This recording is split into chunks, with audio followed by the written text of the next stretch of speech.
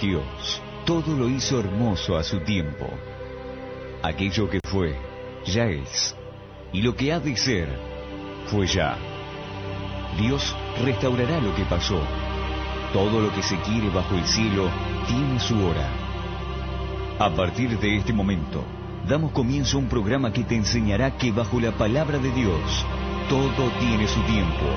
Y en JCB te decimos que es tiempo de esperanza. Tiempo de esperanza en JCB.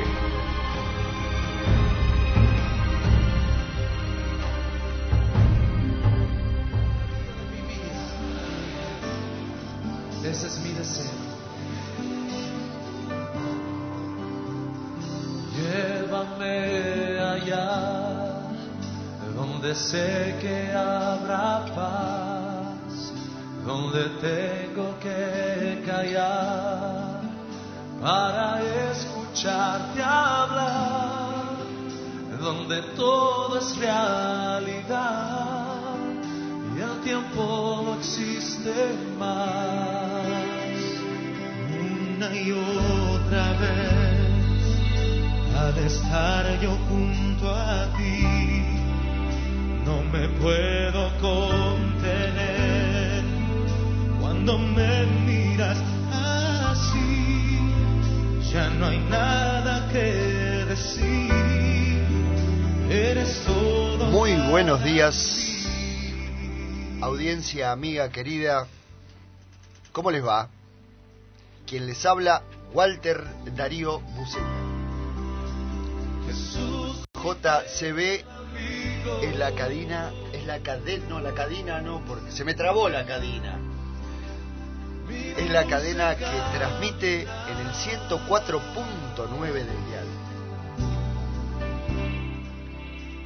Andrés Pertusi es el que está atrás de mí. ¿Qué tal, Andrés? ¡Hola! ¿Qué hace detrás de un vidrio? El tipo me explica cómo se hace radio a 40 metros del micrófono. Por favor, no hagamos papelones al aire. Bueno, deja de explicarlo vos si me decís está el vidrio. La gente... ver, explíquelo usted. No. Porque la gente escucha, la gente debe escuchar y dice, ¿y qué hace detrás de un vidrio? ¿Por qué no? ¿Qué? Es pescado. Vos te reís, pero hay mucha gente que no conoce la radio, no sabe cómo funciona, que está. Entonces vos decís, está detrás del vidrio. Y la gente atrás debe pensar, ¿y qué hace detrás de un vidrio? Es el señor Raúl Ibáñez. Néstor Noguera, ¿cómo le va? Y no explicó lo del vidrio, ¿eh? Dejemos ahí nomás. Buen día, audiencia. El señor Jan Navarro. Buenos días. Él está en la computadora. Ya no hay nada que SU vino por lo que pasó. para mí. ¿Cómo les va, amigos? ¿Bien? Andrés, el que está detrás del vidrio, que está en la radio, porque los controles detrás del vidrio están detrás del vidrio en la radio. Todo este es un estudio donde nosotros tenemos los micrófonos, los 4 que compartimos acá, que salimos al aire. Andrés está ahí asistiéndonos. Esta musiquita aparece porque él toca un botón y la escuchamos. Ese sonidito también viene porque él en los controles. Muchas gracias. Bueno, amigos, una vez más, un sábado más, estamos de 8 a 9 de la mañana en este programa que se llama en llamar Tiempo de Esperanza. ¡Fuera del aire! Gracias. Hoy, como siempre, les pedimos que tengan sus Biblias a mano porque el Señor siempre está a disposición de los pecadores. Es su hábito, es su característica, su costumbre.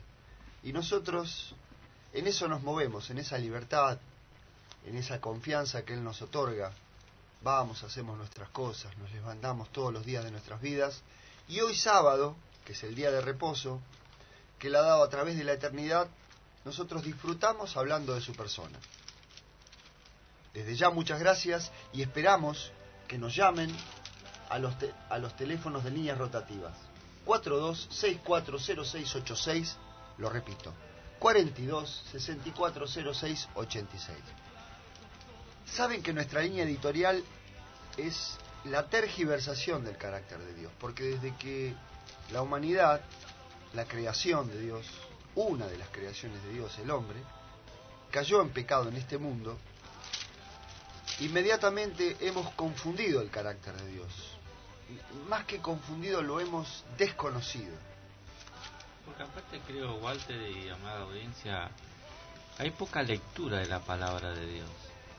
Uno como hijo de Dios se ha habituado al ritual, digamos, al ritual de lo que es la congregación, lo que es la iglesia. No digo que esté mal, pero se ha hecho al ritual nomás. Voy a la iglesia, canto, alabo a Dios y me vuelvo a mi casa, y eso se ha incorporado en mi vida. O voy los lunes, los martes, los sábados, y ese es un ritual que se ha hecho. No está bien. No estoy diciendo que está mal, pero por ahí no está en un buen lugar cuando no leo su palabra, ¿no? Voy aprendiendo de lo que el dirigente me dice, sin ir a la palabra de Dios a ver si es verdad o es mentira, porque Dios quiere tener un encuentro personal con cada uno de sus hijos a través de su palabra. Es ella la que nos da un vislumbre de cómo es Dios. Ocurre de que en el tiempo, esto que planteas vos, Néstor, que se ha dado a lo largo de la historia de la humanidad, de que lamentablemente siempre el hombre arrastró, entre comillas, a que las multitudes no piensen. Vos fijate vos lo que ha ocurrido con la historia del pueblo de Israel. Ahora, vos bien decís, esto nosotros no lo conocemos, no lo sabemos, porque si no lo leemos, no nos vamos a enterar de lo que pasó. Porque esto mismo que vos planteás pasó durante la época del peregrinaje del pueblo de Israel, pasó cuando estuvo antes de ser tomado cautivo por Babilonia. La dirigencia, o sea, los que, como siempre, los que dirigen, llevaron al pueblo de Israel a una locura, porque ellos mismos creían una cosa. Vos fíjate, yo recién estaba leyendo que... ¿Ese es el tema que nos trae hoy? Sí, podría decirse. Se podría decir, pues arrancamos por ese lado. Ahí estaba buscando un pasaje que no me acuerdo dónde está, dice, maldito el hombre que confía en el hombre. Eso es un... Ahí tenemos el amigo que ya empezó a buscar en la es palabra de Dios eso. Palabra ¿Cómo es? Maldito el hombre que confía en el hombre. Así creo que era el versículo. Sí. ¿No? Sí. ¿Por qué? Porque nuestra confianza no debe estar puesta en el pensamiento y en la creencia de otro hombre, sino en lo que Dios dice, en lo que es su palabra, ¿viste? Porque nuestro corazón, como es pecado, siempre tenemos nuestras cosas, ¿viste? Tenemos nuestra visión, nuestra forma, y no siempre es la correcta, y más si lo llevo adelante. Por eso volviendo al tema de Israel, cuando estaba... El pasaje que compartíamos recién, se encuentra en Jeremías 17:5. Así que si alguien, la audiencia, lo quiere buscar... Tengan sus Biblias a mano. Saben que nosotros siempre les recomendamos, porque en definitiva nosotros lo que hacemos es hablar también de nuestros pensamientos en forma subjetiva. No es que nosotros decimos la verdad. La verdad es Dios. Nosotros hablamos al respecto de él. Y el tema que traes, Raúl, es más que interesante, porque vamos a hablar de un periodo de tiempo donde este hombre, Jeremías, mandado por Dios, porque era un profeta del Señor, le lleva al pueblo el mensaje de que si no se volvían de su apostasía, si su corazón y sus conductas no volvían de la apostasía, de haber abandonado a Dios, iban a recibir una disciplina que tenía que ver con el cautiverio, con que los babilónicos los iban a llevar cautivos. Ahora es así, ¿no, Raúl? Sí, ahora vos fijate, vos mirá, primero, el pueblo de Israel se había apartado de los caminos de Dios. Sin embargo, para ellos no. A ver, demos características. ¿Qué significa se había apartado? No estaba siguiendo... Por ejemplo, vamos a las leyes ceremoniales. Los campos se cultivaban, ¿no? Y había una parte que había que dejar para las viudas, los extranjeros, los niños, los huérfanos, los niños huérfanos. Y eso, por ejemplo, había dejado de hacerse. Por ejemplo. Es que cuando vos cuando uno deja de seguir, todo lo que el Señor dice en cuanto a lo que Él es, porque Dios es amor, su ley dice, ama a Dios por sobre todas las cosas y a tu prójimo como a ti mismo. Eso está en los 10 mandamientos. Ahora, si vos dejás de lado eso, automáticamente trae lo otro. ¿Qué es eso? Automáticamente ya no pensás en el prójimo, pensás en vos. Claro, maldito el hombre que confía en el hombre. Confío en mi corazón. Confías en tu corazón, pero no solamente confías vos en tu corazón, sino que le haces al otro que confíe en su corazón, en el corazón tuyo. Claro. No en el de Dios. Ahí empieza el poder. Porque vos fijate que la dirigencia de los israelitas durante la época de Jeremías estaba apostatado totalmente. Ellos estaban adorando otros ídolos. Claro, por ejemplo, otra de las características de la apostasía. No sé, a Moloch, a Acera, bueno, infinidad de dioses, que son dioses que tienen características. Por ejemplo, me parece que Acera es de la fertilidad. ¿Por qué? Porque ellos cultivaban y querían buenas cosechas. Entonces le pedían a Acera que les diera buenas cosechas. Lo mismo que pasa hoy. Hoy no tenemos imágenes de dioses. San Antonio. Dame un novio, ¿cómo es? Por ejemplo. Dame un novio, sí. Bueno, uno se ríe, pero... No, parece cómico, pero hay gente que cree en eso. Está convencida y vos hablas con él y es hasta una creencia hasta genuina, ¿viste? Y no mala gente. Es complicado, pero no es Dios. Ayer estaba mirando la tele, un programa periodístico, y justo tocaba de las religiones, ¿no? Todo tipo de religión.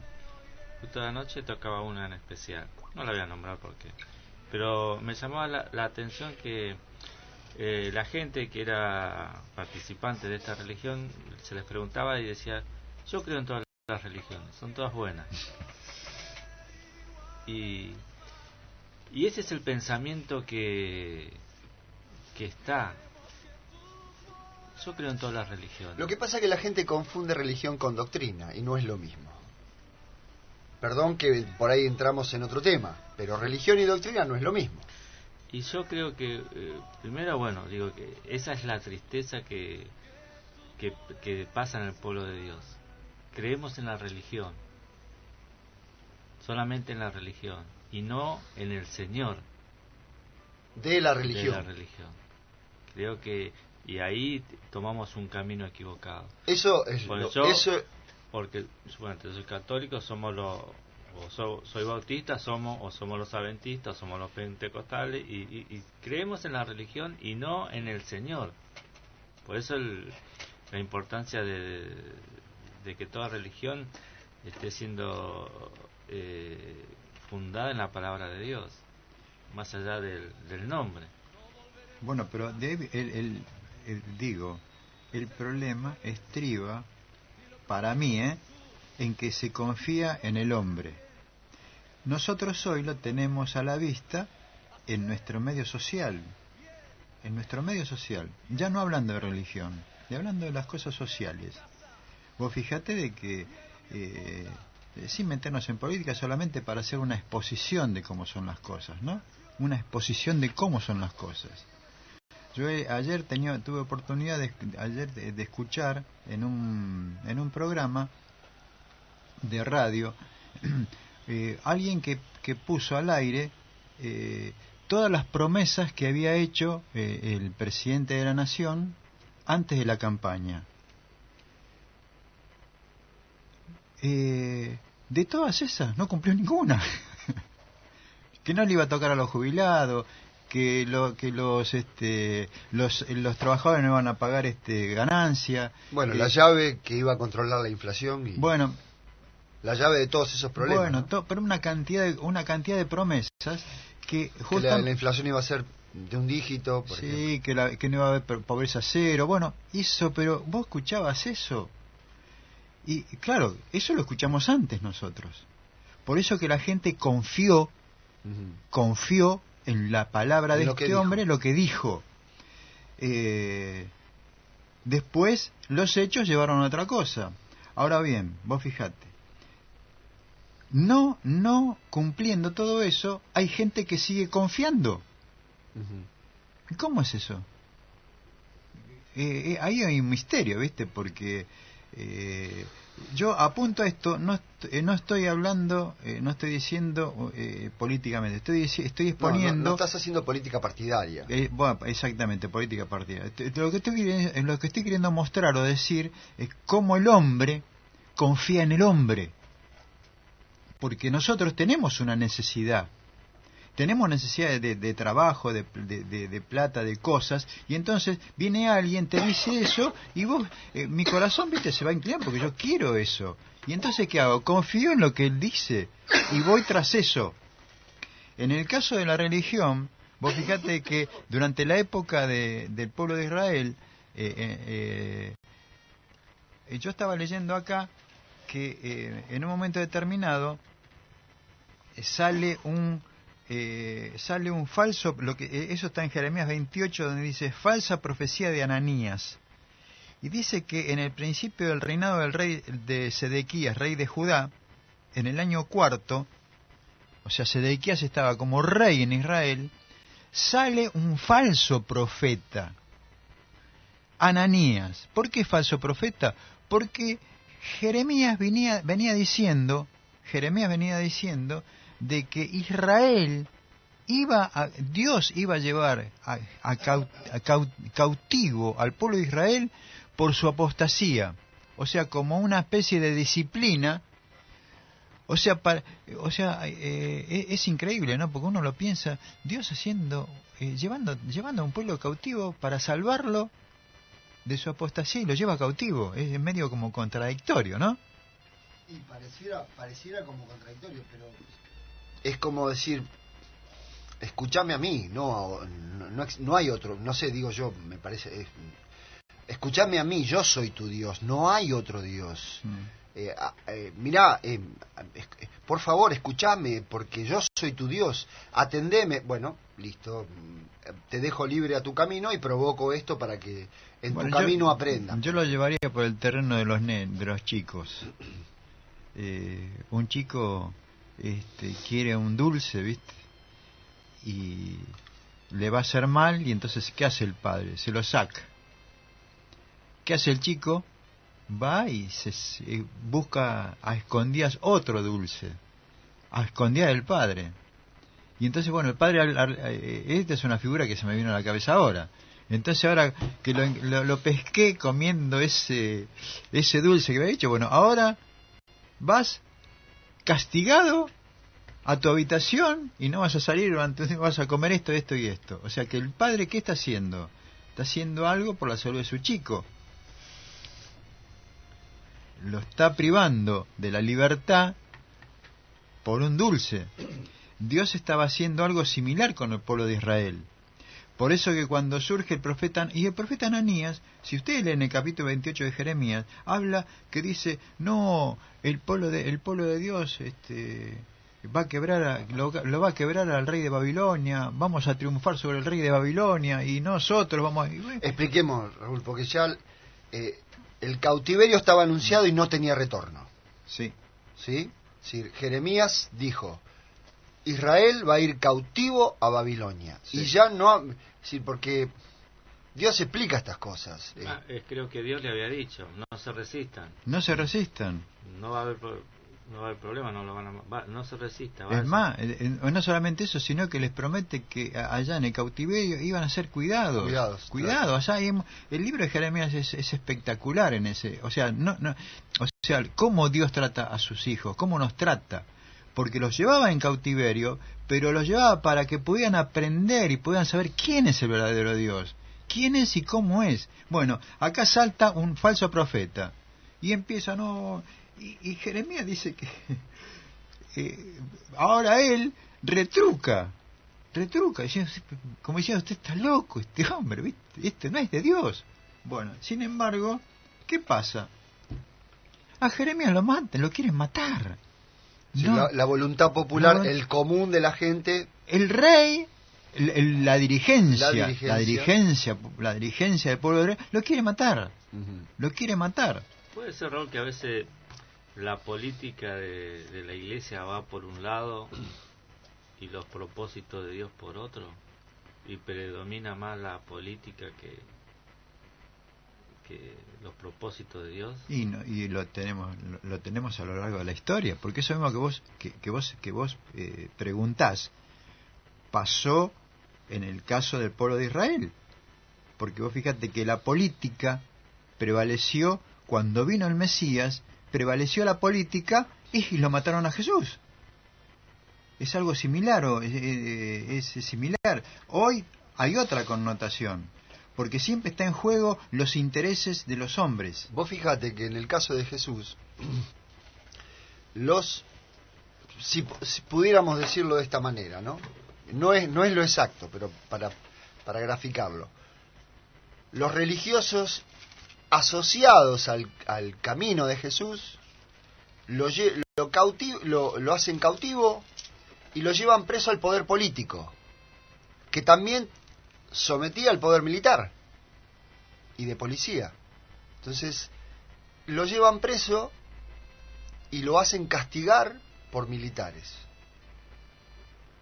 Es un entramado de poder de los dirigentes, de los principales dirigentes de la sociedad, muy perverso. Porque yo digo, bueno, hoy nosotros, 2018 tenemos el libro de Jeremías, de Isaías y los evangelios, y contemplamos todos esos años de que Dios había llamado a Israel para que se arrepentiese, que si no iba a venir los babilónicos, el Señor le había, no sé cuántos profetas habrá mandado antes de Jeremías, pero habían venido ya Isaías y a pesar de pues hoy nosotros lo vemos en 2 o 3 páginas, pero fueron años y años mandando profetas, y sabemos que Dios se comunicaba a través del pueblo por el profeta, porque era la misión del profeta era esa, una de las misiones, y el pueblo, principalmente el rey, era el que tenía que obedecer al profeta, porque Dios se comunicaba por el profeta y el rey debía dar eso al pueblo. Pero vemos que habían pasado todos estos profetas años y años, y tanto el rey como el pueblo no oyó la voz de Dios. No, es más, la desoyeron y la desobedecieron. Ahí entre comillas pongo, la misión del profeta era guiar al pueblo en el camino del Señor. No venía para hacer cosas. Me río porque yo veo esos carteles por la calle, ¿viste? Que el profeta que no sé qué, ¿viste? Hace milagros. Eso, en la historia del pueblo, de lo que Dios, cuando levantaba a los profetas, era eso, conducir al pueblo de Israel hacia... Sí, igual creo que Israel siempre que hacía la voluntad de Dios estaba bien, en armonía y en paz. Decía, no tendrás estéril, no tendrás árboles. Por eso el corazón del ser humano es tan... porque hacía la apostasía estando en su mejor momento, como que se cansaba de la bonanza. Dice, no, voy al país que está al lado y voy a ver a quién, si traigo un ídolo. Y ahí empezaban. algo parecido a lo que pasó en el Edén, ¿viste? De todo esto podés comer. Y Adán y Eva estaban bárbaros. Ahora, ¿cuál es por eso es un misterio. ¿Cuál fue la propensión de sus corazones en ir a ver, contemplar ese árbol? Bueno, sí, yo me refería a que en el caso del pueblo de Israel, en aquellos tiempos era muy evidente el tema de la adoración a los ídolos. Pero fíjate que después de lo que pasó con Babilonia y con todo lo demás, es como que el pueblo de Israel aprendió la lección de no levantar más dioses. Llegó un punto que ya, después del cautiverio de Babilonia, bueno, es como que aprendieron. ¿Y qué pasó durante la época de la venida de Jesús? Ya el pueblo de Israel no adoraba ídolos, pero sí estaba en apostasía. ¿Por qué? Porque seguían confiando en ellos. En lo que vos dijiste antes en cuanto a la iglesia y al poder. Vos fijate, voy a leer en el capítulo 11 del libro de Lucas lo que estaba pasando. Ya no estaban adorando ídolos, pero sí miren lo que estaba pasando. Jesús, perdón, ¿estás leyendo Lucas 11:37. Luego que hubo hablado, esto viene, Jesús viene, todo el contexto está haciendo su predicación. Luego que hubo hablado, le rogó un fariseo a Jesús, que comiese con él. Y entrando Jesús en la casa del fariseo, se sentó a la mesa. El fariseo, cuando lo vio, se extrañó de que no se hubiese lavado antes de comer. Pero el Señor le dijo, o sea Jesús, ahora bien, ustedes los fariseos limpian lo del fuera del vaso y del plato, pero por dentro están llenos de rapacidad y de maldad. Necios, el que hizo lo de afuera, ¿no hizo también lo de adentro? Pero dad limosna de lo que tenéis, y entonces todo os será limpio. Mas hay de vosotros fariseos que diezmáis la menta, el eneldo, la ruda y toda la hortaliza, y pasáis por alto la justicia, el amor de Dios. Esto era necesario hacer sin dejar de hacer aquello. Hay de vosotros que amáis las primeras sillas en las sinagogas. Hay de vosotros que también cargáis a los hombres con cargas que no pueden llevar. Y así sigue haciendo toda una serie de acusaciones en que hacía la dirigencia sobre tradiciones. Ya no adoraban, pero habían hecho su religión como ellos creían, ¿no? Y fíjese que dice, en el 50 dice,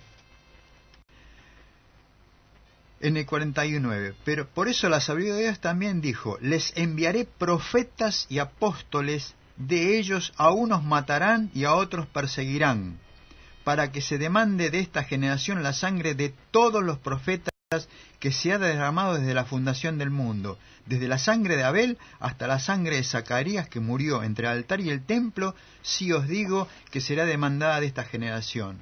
Saben que este profeta Zacarías fue otro de los profetas que Dios envió para amonestar al pueblo que había apostatado. ¿Qué hicieron? Lo mataron entre el altar y el templo. Lo mataron entre el altar. Y ahora Jesús, como profeta que también era, los van a terminar matando. ¿Todo por qué? ¿Cuál es la razón por qué el pueblo de Israel y hoy los hombres matan? Porque van en contra de los principios que ellos quieren sostener de cómo se deben hacer las cosas y el poder. Pienso en Abel como profeta también, ¿no? Acá dice eso, mirá, desde la sangre de Abel como profeta. Porque ahí lo nomás como profeta. Por eso digo, pienso en Abel como profeta. Es decir, Abel, Caín, llevando la ofrenda que Dios había pedido, y Caín llevando la ofrenda de su corazón. Confiando en lo que él quería, como eran las cosas. Claro, entonces no se convenció, su rostro, dice, según la palabra de Dios, Dios dice que ¿por qué se demuda? ¿Por qué te pones tenso? ¿Por qué te pones mal? ¿Por qué te pones mal? Si bien hicieres. Ahora, que aparentemente complejo, es simple el tema. Como simple, todo lo fácil no es no es tan sencillo como uno piensa que es, porque uno piensa, esto es fácil, esto es sencillo. No, no es así. Porque después termina tan enroscado en su corazón y en sus pensamientos que convida al hermano a salir al campo y lo mata.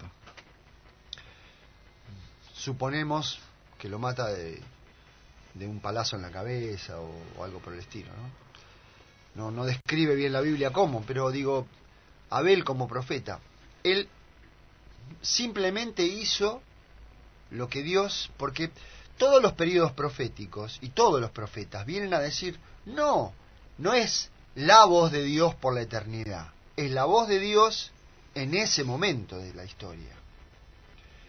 Y los otros suelen reaccionar. ¿Dónde está la evidencia de que el otro no sigue la voluntad de Dios en su corazón? Que termina persiguiéndote y matándote. Esa es una de las evidencias, ¿no? Pero la peor evidencia es la que perjudica al mismo ser que no sigue la voluntad de Dios. Esa es la primera de las evidencias, porque él va a perdición. Cuando digo a perdición, es esto que yo decía al principio. No hay vida fuera de Dios.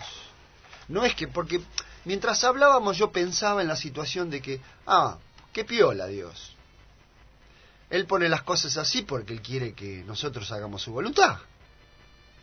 ¿Se entiende lo que digo?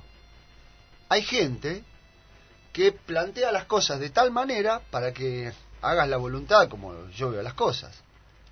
Y hasta políticos, militares, ¿cuántas personas hacen esas cosas? Ahora, el tema es, ¿Dios dice la verdad o no dice la verdad? Y cuando hablo de Dios hablo del Creador. No del hombre. No del hombre. Entonces, es una situación que cada uno de nosotros tiene que sopesar. Porque el tema de poner en juicio las características de Dios, de ponerlo bajo sospecha, tiene que ver con esto. ¿Dios es bueno o es malo? ¿Dios es mi creador o no es mi creador? Dios es... ¿Nosotros venimos del mono o venimos de Dios? ¿Venimos de la fortuna del universo, de la rueda loca del universo, o venimos de una persona que nos creó y nos formó? Yo creo que uno, compartiendo lo que estamos compartiendo en esta mañana, digo, ¿cómo somos nosotros los seres humanos en general? Porque estamos compartiendo cómo Dios había hablado a través de los profetas a su pueblo, ¿no? Enviando a uno, a otro, y aún así no entendían a Dios. Y uno puede decir, bueno, Isaías es un ser humano, capaz él no supo interpretar, ¿no?, lo que Dios quería transmitirnos a nosotros. Pero vemos que Dios, en Hebreo 1 dice, Hebreo 1:11, ¿no? Allá pasando el primer versículo decís vos. Sí. Dios ha hablado en muchos tiempos, claro, de muchas maneras, a través de los profetas, y ahora nos habla por el Hijo. Claro, y vemos cómo es Dios. Dios no se ha guardado nada. Walter no me pudo entender, Raúl tampoco. Quizás porque puse a un ser creado. Pero ahora le voy a mandar yo mismo, ¿no? Mirá, uno si pudiera analizar y descansar en estos versículos bíblicos, diría, ¿cómo es Dios, no? Lo que hace para que nosotros podamos entenderle y comprenderle, que no se ha guardado nada.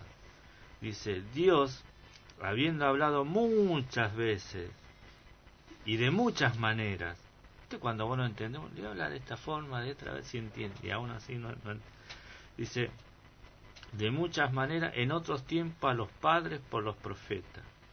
En estos postreros días nos ha hablado por el Hijo. Y fíjese lo que dice el versículo, a quien constituyó heredero de todo, y por quien asimismo hizo el universo, el cual, siendo el resplandor de su gloria y la imagen misma de su sustancia, y quien sustenta todas las cosas con la palabra de su poder. Dios nos ha hablado por el mismo, por el Él creador. mismo. ¿Y cómo lo hemos recibido, Raúl? Y bueno, vos fijate que en este pasaje nos encontramos de que lo que es el Señor, la misericordia, su amor, lo que está condensado todo, porque dice, habiendo hablado muchas veces, como dijiste vos, como dice la palabra, y de muchas maneras, o sea, ya fíjate, habló de tal, y mira, a esa manera iban los profetas y los mataban. Bueno, ahora voy yo. Viste que Jesús da en un no me acuerdo, en una parábola dice que Dios manda y hasta mandó a su hijo y al hijo lo matan igual, ¿viste? Bueno, pero acá está condensado. Vos sabés que en esa parábola que comentabas, el pueblo pensaba que el hijo se venía a apropiar de algo de ellos, por eso era lo terminan matando. Es que en el fondo, eso es nosotros como hombres, lo que estamos peleando y defendiendo es el poder nuestro. Bueno, es que acá en realidad lo que se juega, lo que se va a jugar en los tiempos finales es eso. La posesión de la tierra. Porque el conflicto universal, la acusación sobre el carácter de Dios, la perturbación sobre los 10 mandamientos, que es el reflejo del carácter de Dios, comenzó en el cielo. ¿Y a dónde vino a parar el instigador en aquel momento? A la tierra. Y su instigación y su conspiración la trajo entre nosotros. Y el tema es un tema de posesión. Porque, por eso cuando Juan y Jacobo se acercaron con su madre a pedirle a Jesús que cuando él instaurara el reino, uno estuviera a la izquierda y el otro a la derecha. Es un tema de posesión y de dominio. ¿Qué cosas vamos a manejar nosotros los creyentes? Y acá hay una disputa en la que nosotros somos no parte, somos también botín. Cuando me refiero a botín me refiero a posesión también. Por ejemplo, perdóname, piensen en esto. Cuando los reyes católicos en España lanzaron su campaña de expansión, y el más conocido, porque hubo otros, ¿no? Pero Colón y sus navegantes vinieron hacia estas tierras, se libró lo que se llamaba el Tratado de Tordesillas, y una de las principales cláusulas era que todo lugar donde se plantara bandera de la corona era tierras, bienes y almas, o sea, nosotros, seres humanos, eran posesiones, y sigue siendo igual el conflicto. Nosotros, para el enemigo, para Satanás, somos una posesión, algo a poseer. Para Dios, somos una necesidad. Por eso Él nos habla de esa manera. Y nosotros tenemos que meditar en esto. ¿Por qué? Porque la promesa de Dios es que el mundo va a ser pasado por fuego, va a ser destruido. ¿Cómo? Sí. El mundo debe ser destruido porque está bajo pecado. Ahora el tema es, ¿yo me quiero quedar acá cuando Jesús vuelva o me quiero ir con Él? Para mí Jesús es un padre, un amigo, un hermano, un salvador, o es un sanador, un curador, alguien que me soluciona la factura de luz. Ustedes disculpen que yo me pongo tan discursivo, pero es sustancial esto, porque la vida eterna no tiene que ver con la preexistencia de mi alma, o con lo que yo voy a tener mañana para comer.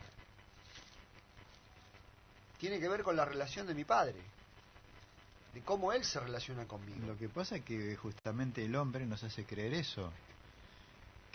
Y que yo valgo por lo que tengo. Que soy por lo que tengo. Que soy por lo que tengo, ¿no? Y por eso que la sociedad de consumo de hoy, vos fíjate que la sociedad es una sociedad de consumo brutal, es brutal lo que consumimos, ¿viste? Todo porque tenemos eso, ¿viste? Estamos, y el hombre, cuando digo hombre, no estoy hablando de una cabeza, porque el hombre, quiero decir, vos fijate de que sale en la televisión, ¿viste? Compremos, qué sé yo, papitas, ¿viste? De papa frita, y vamos todos a comprar papitas fritas, ¿viste? De una marca, ¿no? Tomemos la gaseosa tal de tal marca y vamos todos a comprar esa, ¿viste? Qué sé yo, no sé. Yo me reía ayer, Raúl, oyentes, amigos. Nosotros salimos con un amigo a trabajar temprano, ¿no?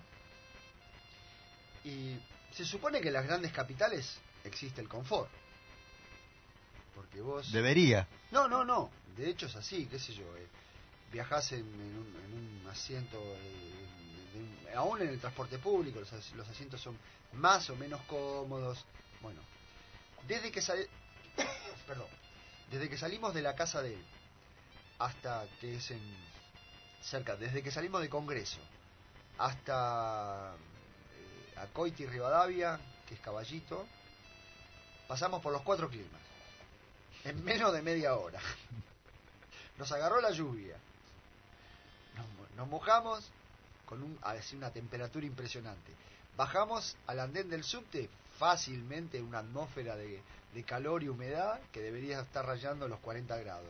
De ahí entramos al vagón del subte, bajamos a los 15 grados, a los 19 grados del aire acondicionado del subte. Bajamos del subte, otra vez al andén, 40 grados. Salimos afuera, un calor impresionante, todos los aires acondicionados que están en los locales tirando un aire caliente. Entonces, el ser humano vive esas contradicciones permanentes y cree que eso es lujo y confort y comodidad. Por supuesto que es una banalidad lo que estoy comentando, pero hace a como nosotros entendemos el confort y el bienestar. Y en realidad lo único que hacemos es depredar con este tipo de cuestiones. ¿Qué recibiste? ¿Un mensaje? Sí, Raúl? un mensaje de una oyente, Vanessa, que habla sobre... Solamente mencionó el Salmo 74 y lo estaba leyendo. Y el Salmo 74 habla de la apelación de Dios contra el enemigo. Porque en ese momento, lo escribió Masquil de Asaf, fue cuando los invasores entraron y dice que lo que dice el Salmo es que hasta destruyeron el santuario, ¿no? Que es la parte viva de lo que es Dios, porque en el santuario se mostraba la presencia de Dios. Bueno, entonces acá el salmista está apelando a Dios. ¿Por qué? ¿Cómo? Han destruido. Es como que sacan el santuario, sacan todo, ¿no? Dice, ¿hasta cuándo Dios nos afrentará el angustiador? ¿Ha de blasfemar al enemigo perpetuamente tu nombre? ¿Por qué retraes tu mano? Es como que si Dios se hubiese... No se manifiesta. Claro, no solamente... Lo lastiman, lo destruyen. No solamente no se manifiesta, sino que lo destruyen a Dios. ¿Cómo es? Y entonces los hijos están diciendo que estamos. Eso es lo que pasó durante el cautiverio del pueblo de Israel en Babilonia. Destruyeron todo, ¿viste? Todo, hicieron moco todo. Y Dios había dicho esto. Porque Dios es el que estaba... ¿Se acuerdan que estamos hablando si Dios interviene o no interviene? Dios interviene. Interviene para salvación.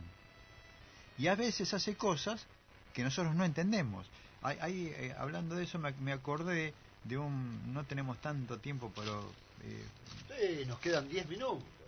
Mira, busque tranquilo, amigo. Hay en el libro de Habacuc, otro profeta dice de que la profecía, el libro de Habacuc comienza a decir, la profecía que vio el profeta Habacuc, ¿hasta cuándo, Jehová, clamaré y no oirás? Dice el profeta.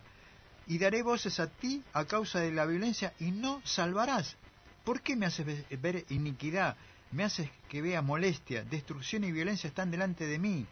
Por lo cual la ley está debilitada, el juicio no sale, la verdad. O sea, acá es increíble, porque este profeta lo cuestiona a Dios.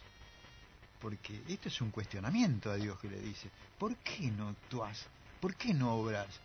Y saben que lo maravilloso de todo esto, que dice de que cuando Dios le responde, dice, yo voy a hacer una obra que vos no la vas a creer, nadie la va a creer. ¿Cuál era la obra? Dice que, he aquí yo levanto a los caldeos, nación cruel y presurosa que camina por la anchura de la tierra para poseer las moradas ajenas. Formidable es y terrible. Toda ella vendrá a la presa, el terror va delante de ella, recogerá cautivos como la arena, escarnecerá a los reyes. O sea, luego pasará como el huracán y ofenderá atribuyendo su fuerza a su Dios. No, mirá, esa es la obra extraña que va a hacer Dios. Porque es una obra extraña para Dios. Tener que castigar o no descastigar. Tratar de disciplinar a sus hijos con esto. Con esto. Ahora, fijémonos. Estábamos hablando de Jeremías, ahora hablamos de Habacuc. Todos los profetas vienen anunciando esto. Porque ya el pueblo de Israel había llegado al sumo de que ya no escuchaba más. No tenía otra forma de poder hacerlos entender que era Dios. Bueno, hoy, 2018, estamos en una situación que ya no hay más ídolos. Pero están las tradiciones. Por esas tradiciones, por las mismas que Jesús fue condenado, porque ahí estamos viendo que esto es un hecho, mis hermanos, lean la Biblia, donde dice que Jesús entra a la casa de un fariseo, no se lava las manos y lo condenan. ¿Cómo vos no te lavas las manos? ¿Por qué? Porque la tradición de la iglesia decía que te tenés que lavar las manos. Lucas 11:36. Ahora bien, hoy tenemos una cantidad de tradiciones. Si vos no entras a la iglesia con saco y corbata, estás condenado. Pongo ese ejemplo, como puedo poner miles de ejemplos, ¿no? O sea que la tradición sustituyó a los ídolos. Y esa misma tradición es la que está gobernando el mundo. El mundo religioso me estoy refiriendo, ¿eh? Uno piensa y razona, gracias a Dios, y uno ve que las cosas no han cambiado mucho. Como comentaba vos, Raúl, una cosa se cambia por otro y nosotros la dejamos pasar. Y estaba leyendo después que el Señor muere, ¿no? Que quedan los apóstoles ya constituyendo la iglesia, dando un mensaje, pero después otra vez vuelve a caer en la misma iglesia la apostasía. ¿Y cómo vuelve a caer? Quería leer un pasaje que se encuentra en Gálatas. Dice... Sí, ¿Gálatas qué? Gálatas 1:1. No, Gálatas 3, versículo 1. Ah, Gálatas 3, versículo 1. Sí. Acá vemos ya una iglesia establecida, una iglesia que hacía, por así decirlo, grandes señales, prosperada en lo espiritual. Dice, oh Gálatas insensatos, ¿quién os fascinó para no obedecer a la verdad? A vosotros, ante cuyos ojos Jesucristo fue ya presentado claramente entre vosotros como crucificado. Esto solo quiero saber de vosotros. ¿Recibisteis el Espíritu por las obras de la ley o por el oír con fe? Yo creo que una de la apostasía que se viene en la iglesia es cuando uno desconoce voluntariamente y se hace enemigo de un mensaje, que es que acá claramente dice que es el mensaje de la justificación por la fe. Creo que la gran parte de la apostasía de la iglesia viene ahora y uno lo vive. Por eso Pablo dice, ¿ustedes recibieron el Espíritu que por el oír con fe o por las obras de la ley? Y dice, tan necio soy. Y yo creo que una de la gran apostasía es eso, rechazar este mensaje. Dice, cuando a vuestros ojos claramente fue presentado Jesucristo como crucificado. ¿Sabés qué? Vos fíjate que en el libro de Hebreos, este libro, donde describe, hace toda una descripción, si uno lee detenidamente el libro de Hebreos, comienza diciendo lo que hemos leído, ¿no? Y lo presenta Jesús como creador. Primero, porque dice, el cual siendo el resplandor de su gloria, la imagen misma de su sustancia, quien sustenta todas las cosas con la palabra de su poder, y a su vez dice, habiendo efectuado la purificación de nuestros pecados por medio de sí mismo. O sea, ya lo presenta a Jesús como Dios, como creador, y a su vez como es que quedamos tan como cortos para poder explicar. Claro, no puede, bueno. Y bueno, después y el libro empieza a hablar de lo que es Jesús. Jesús es superior a los ángeles, una salvación tan grande, lo presenta que es superior a Moisés, porque el pueblo de Israel lo tenía a Moisés como el sumo, ¿viste? Sí, Ya, que Moisés es como el Papa, ¿viste? Ya, no. Entonces dice, y después lo presenta como el sumo, como el gran sumo sacerdote. Y después presenta el libro el tema del santuario, de cuál era el camino de la salvación. Y fíjense de que hace toda una descripción de cuál era el propósito de Dios. Era la salvación del hombre del perdón de los pecados. Y hoy se minimiza todo el mensaje de las iglesias en un curador, sanador, que da bendiciones en el trabajo, prosperador, une familias y todo, y qué sé yo, cuántas cosas más, ¿viste? Te cura de la angustia, del estrés, no sé, del dolor del alcohol, de la droga. Creo que también, gran parte, como comentaba Walter, creo que el gran mensaje que se da hoy es el mensaje de Caín. Y aquel que quiere dar el mensaje de Abel es perseguido y muerto, censurado, y el gran mensaje, uno lo ha escuchado, es participante de lo que ve, escucha, es el mensaje de Caín. Bueno, creo que si hay un mensaje esperanzador para nosotros es introspectivo, para nosotros, para cada uno de los creyentes. ¿Por qué? Porque lamentablemente el camino es posesivo y es de posesión. Como el cristiano ya tiene, no precisa poseer. Pero lo que tenemos que saber es que en estas circunstancias el camino es el camino de Jesús. Entonces, si Él fue crucificado y fue maltratado, ¿cómo seremos los que lo seguimos? ¿Sabés que cuando Jesús... No por presentarme como víctima, no por presentarme como víctima, ni por presentarnos a los cristianos como víctimas. No es mi voluntad victimizarme. Simplemente es que la consecuencia de presentar este mensaje es esa. Saben que cuando Jesús se presentó, y eso lo tenemos en el libro de Juan, por ejemplo, cuando él en el capítulo 8 habla, dice, otra vez Jesús les habló diciendo, yo soy la luz del mundo.